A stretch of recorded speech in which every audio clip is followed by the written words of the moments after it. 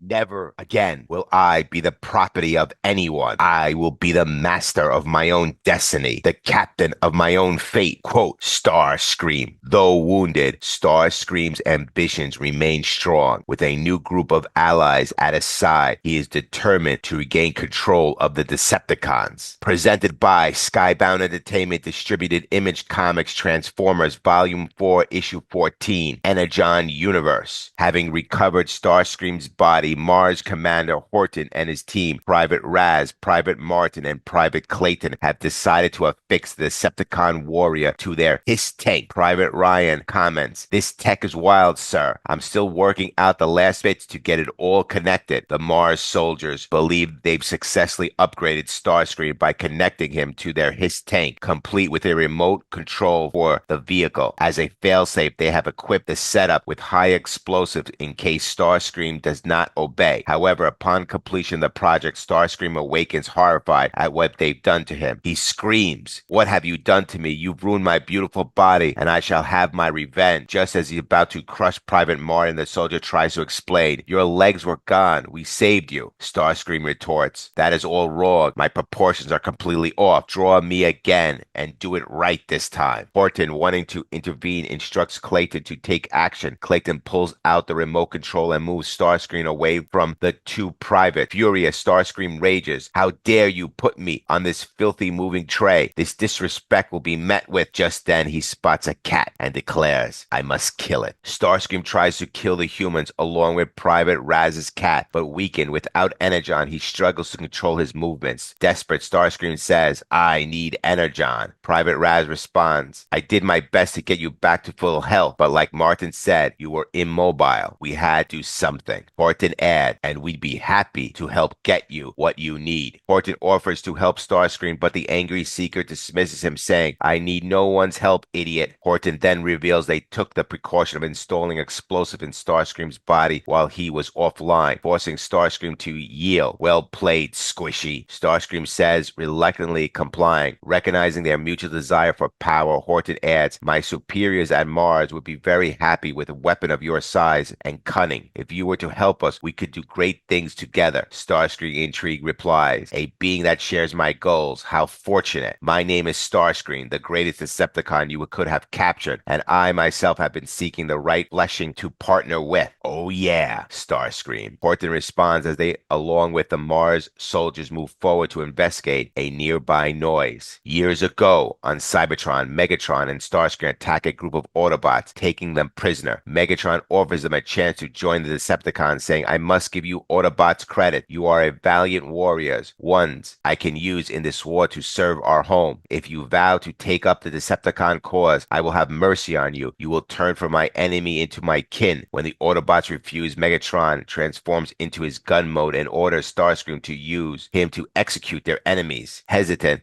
Starscream says, "My leader, I cannot. They are prisoners of war." But Megatron compels him, saying, "Do not fight this, Starscream. It is better this way." Despite his reluctance, Starscream follows through, apologizing as he fires. "Please, I don't want to," Starscream pleads, but Megatron cuts him off. "What you desire matters not. You are mine now. You will obey my command." Starscream, full of regret, begins shooting the Autobot prisoners, whispering, I'm sorry," watching Megatron's commands. Continues Starscream, "For the Decepticons' cause, do not apologize for what is necessary from now on." He goes on, "You shall be my executioner, my hand of death. Together we will restore Cybertron to its rightful glorious place among the stars." Over the course of the war, the pair kill more and more Autobots, with Megatron molding Starscream into his hand of death. At first, Starscream hated killing, but over time he learned to love it. Starscream's reluctance to kill Autobot prisoners contrasts sharply with his cold-blooded murder of the deactivated Bumblebee in issue 1, suggesting this flashback occurred not long after the final flashback segment of the previous issue. More importantly, though, it reveals why this version of Starscream aimed to bring down Megatron. The Decepticon leader used a form of mind control to force Starscream into repeated killing Autobots using his pistol mode. Despite Megatron regularly stripping away his autonomy, Starscream remains aligned with the Decepticons because he believes the Autobots are responsible for his best friend's Genova's death. The enemy of my enemy is my friend, after all. The scene shifts back to a present day where it's actually Astrotrain, who had been yelling. This leads to a reunion between Starscream and Astrotrain. As Starscream and the Mars troopers travel, they come across Astrotrain, who is chained up. Much to Starscream's surprise, Astrotrain reveals that Soundwave had freed him from the Nemesis, offering him revenge on Megatron if he joins his plan. Starscream is initially skeptical, unable to believe that Soundwave would willingly abandon his master, but he frees Astrotrain and assures him that if Triple Changer joins him, he will deliver on Soundwave's false promise. The events of this issue unfold alongside the previous arc, with Starscream and Astrotrain witnessing the piece of Cybertron that Optimus Prime accidentally blew off in issue 12, falling into the ocean. Astrotrain was freed from the Nemesis by Soundwave in issue 8 and had been chained up by Beachcomber in issue 10. He has been eager for revenge on Megatron ever since, which Starscream uses to recruit him. However, Starscream believes he has already finished off the leader, as seen in the Transformers Energon Universe special story. Horton is about to object, but the conversation is interrupted when a piece of Cybertron falls from the sky into the Pacific Ocean. This piece of Cybertron is from the events of Transformers Volume 4, Issue 12. As the piece impacts, it causes a tidal wave, and the humans begin to flee while Astrotrain transforms to transport Starscream away. However, Horton uses the controller to prevent Starscream from boarding his ally. Starscream demands Horton get him on Astrotrain, offering to get the Mars team to safety as well. "Get me on the ship now, Horton," Starscream shouts. Horton responds, "You need to get us off this beach," Starscream retorts, "and I am trying to do just that. You saved me. Now please allow me to return the favor." Aboard Astrotrain's shuttle mode, Horton reminds Starscream that he is in charge of the arrangement. "Just remember who's in charge," Horton says. "No funny business." Starscream responds, "I'd never dare." Astrotrain then alerts Starscream to the sight of Onslaught and Brawl in the water. The Decepticons rescue their allies, much to Horton's irritation, as he loses more and more control over the situation. Horton orders his team to be taken down to the surface, but at that moment, Astrotrain hits a rogue wave, sending the humans tumbling and knocking Horton unconscious. Brawl is still missing his lower half after being bisected by the closing space bridge in issue 9. Onslaught followed Brawl to Earth in the same issue, while Swindle, Blastoff, and Vortex were last seen fleeing from Optimus in the previous issue. Notably, the later three are first seen aboard the blown-off piece of Cybertron rather than in the ocean with their teammates, which is consistent with the last issue where they retreated further into Shockwave's lair instead of through the portal to Earth. When Horton awakens, he finds himself on a chunk of Cybertron, with Starscream being hailed as the leader by Astrotrain and the reassembled roster of the Combaticons. Astrotrain declares, "All hail Starscream, the one who has finally reunited us. Hail, hail, hail Starscream." Horton is completely losing control as Starscream assumes leadership of the Decepticon faction. Starscream recruiting the Combaticons for a coup d'etat against the established Decepticon forces echoes the Generation 1 cartoon episode, Starscream's Brigade. In the cartoon, Starscream also convinces Astrotrain and his fellow Decepticon Triple Changer, Blitzwing, to join him in claiming Decepticon leadership in the episode Triple Takeover. Notably, both of the Combaticons and the Triple Changer ultimately turned on Starscream in their respective episodes, so we'll have to wait to see if history repeats itself. Starscream tells his assembly that their first order of business will be to take fight to Soundwave and his Decepticons, but we must focus on things more important than my own greatness, Starscream says. "There's an evil that has grown within our ranks. Soundwave has to be stopped. He is a traitor," Brawl adds. "Onslaught and I overheard him plotting against his own. Shockwave is now fallen. He is a traitor." Brawl refers to the conversation between Soundwave and Thundercracker from issue 10, which Onslaught overheard while keeping Brawl company, though it wasn't fully clear if Optimus crushing Shockwave's head in issue 12 meant his death. Brawl here confirms Shockwave was killed. Their conversation is interrupted by Horton, who realizes Starscream has double-crossed him. The Mars commander threatens Starscream with the explosive his team's placed in him, but when he presses the button, nothing happens. Raz and the rest of the team emerge, revealing that Starscream promised to free them if they remove the explosive. Starscream thanks Raz for her help. Private Raz says, "He promised us he'd let us go home if I pulled out the charges." But before she can finish, Starscream squashes her with his hand and turns his no rays on Clayton. Horton pleads, "Please, you're making a mistake. I can be of use to you." Starscream responds, "You tried to make me a slave. Unforgivable," as he viciously crushes him under the treads of his tank, leaving only Raz's cat and Martin alive. Megatron also made Starscream a slave. Starscream orders Martin to begin sketching, wanting the artist to document his rise to power. Start sketching, Starscream commands. You shall be the illustrator and witness to my great rise to power. Never again will I be the property of anyone. I will be the master of my own destiny, the captain of my own fate. Prepare yourself, Soundwave. This Earth is mine. The Decepticon Civil War is beginning, and it is sketched by Private Martin. Next, presented by Skybound Entertainment, distributed by Image Comics, Transformers, Volume 4, Issue 15, Energon Universe.